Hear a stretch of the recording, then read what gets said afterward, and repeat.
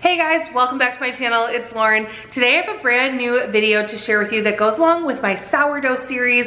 If you guys have been following along for a while, I love baking my own sourdough bread and sourdough products. So I've been sharing some of my favorite recipes here on my channel. Today I'm gonna be sharing my sourdough bagel recipe, as well as my favorite high protein bagel-based breakfast. The first thing you gotta do when baking with sourdough is feed your starter. This is my sourdough starter, Winnie. I love to keep her in a honey jar. She's been going strong for over a year and a half. Sourdough is a homemade live active yeast. It's what makes your bread rise. So you do need a sourdough starter in order to make these recipes. If you're not someone who has a starter already, don't worry. You can really easily purchase ready-made as well as dried sourdough starter that you can activate yourself.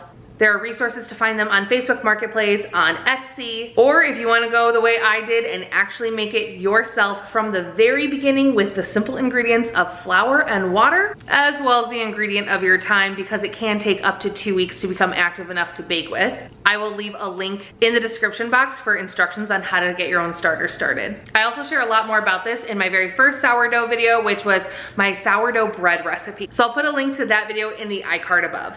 But in order to feed my sourdough starter, I like to feed mine with a half a cup of water and a half a cup of flour, give it a really good mix, and then I leave it sit at room temperature on my counter for about 3 to 4 hours, in which time we're looking for it to at least double in size, and then it's ready to bake with. I'm starting out with my freshly fed sourdough starter. This has already tripled in size, and I fed it about 4 hours ago. It's risen, it's bubbly. And then in a non-metallic bowl, I'm using glass here, I'm gonna add 1 cup of warm water. You don't want this to be too hot. To that, I'm adding 3/4 of a cup of my bubbly active starter. You will see it float in the water, and that's how you know it has risen, is full of air, and ready to use and bake with.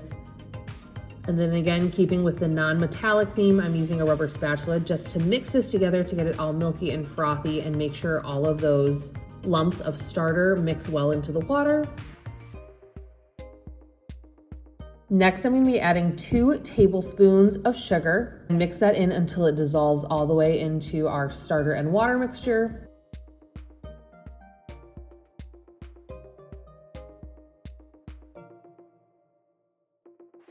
Then I'm adding 4 cups of bread flour,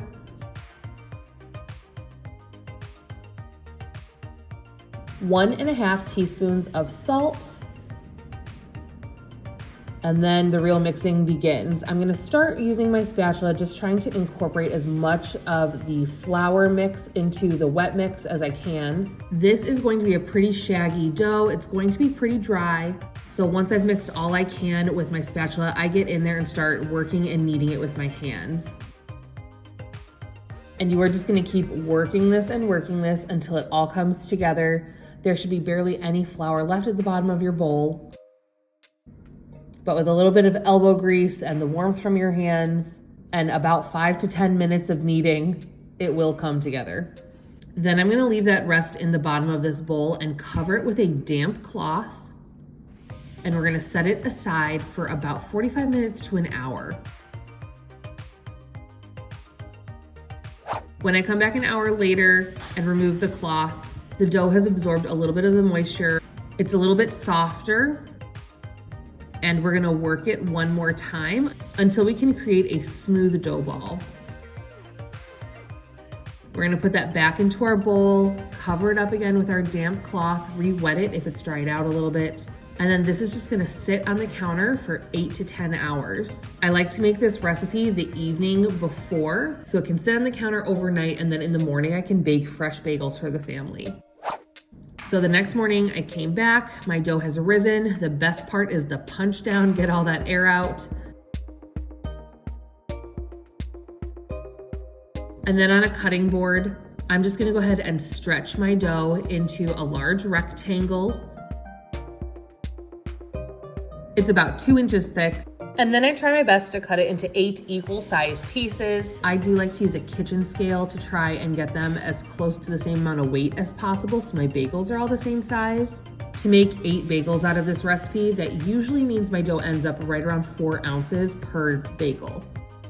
Once I have them all portioned out, I'm going to take each piece and stretch and fold inwards all along the edges as I slowly create a perfectly round ball, pinching the edges into the center. And then I'm gonna do the same motion I used for my sourdough bread to create tension, which is to push the dough ball away from me and then pull it back towards me in a rounded motion.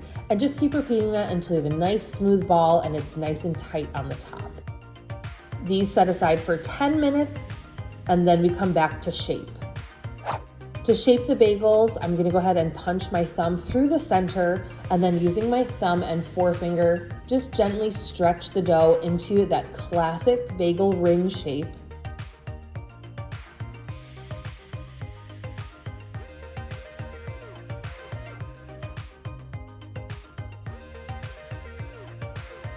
Once all bagels have been shaped, I'm gonna cover them one more time with a damp cloth, and they're gonna do their final rise for about 20 to 30 minutes on the counter. While those finish rising, I do get my oven preheated to 425 degrees Fahrenheit, and I get a large pot of water on the stove to start simmering. Once the bagels have finished their final rise, I'm going to add in 1 to 2 tablespoons of baking soda to my simmering water and add 2 to 3 bagels at a time. Your bagels should immediately pop up and float to the top of your water. That's how you know they have risen well. If for some reason you try to pop one in and it sinks, just give your bagels another 20 minutes to rise on the counter and see if that's helped. Sometimes if it's cold in my house, I need to let this rise phase go for a little bit longer.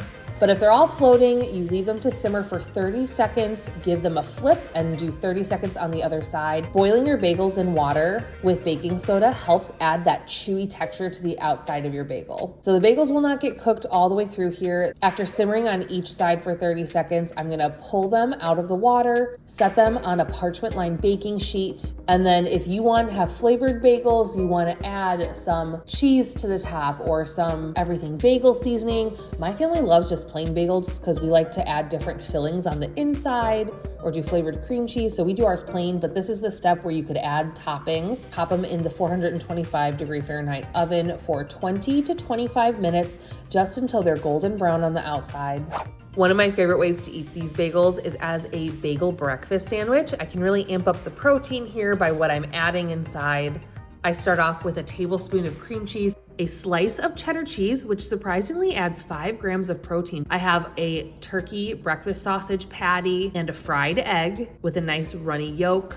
This makes for such a delicious breakfast sandwich. I have some fruit on the side. The bagel sandwich ends up coming out to being 28 grams of protein, and it's so yummy. So that's my favorite high protein bagel-based breakfast right now. I love that I can get almost 30 grams of protein in with that delicious bagel breakfast sandwich. And it's also easy to like wrap up to go or to make ahead of time, some variations to put in the freezer for freezer sandwiches. Do a scrambled egg instead of an over easy egg. Wrap it in some foil, pop them in a Ziploc bag, and you can have them to grab and go throughout your week. And if you're not ready to dive into the world of sourdough baking, you can easily make a similar version of this with some store-bought bagels. I love to use the protein bagels I can find at the store just to help get those extra grams of protein in, since I am on a health journey and I'm trying to get 150 grams of protein in each day. But you can definitely recreate the same bagel sandwich recipe with something from the store. Well, I hope you enjoyed this recipe video. Please hit the like button if you enjoyed it. Subscribe if you haven't yet so you don't miss out on my future sourdough recipes, as well as following along with the rest of my health journey. I love to share great, healthy, family-friendly recipes on this channel, along with my updates on my progress to keep me accountable and inspiration for others. So thanks so much for watching today, and until next time, bye.